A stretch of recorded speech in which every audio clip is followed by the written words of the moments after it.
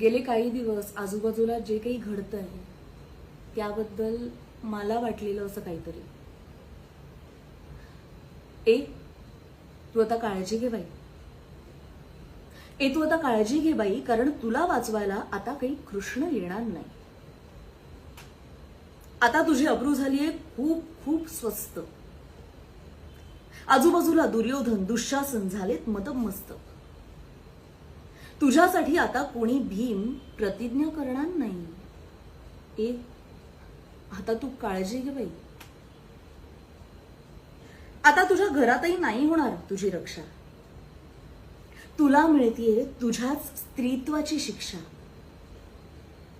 आता अधर्मासाठी कोणी महाभारत करणार नाही.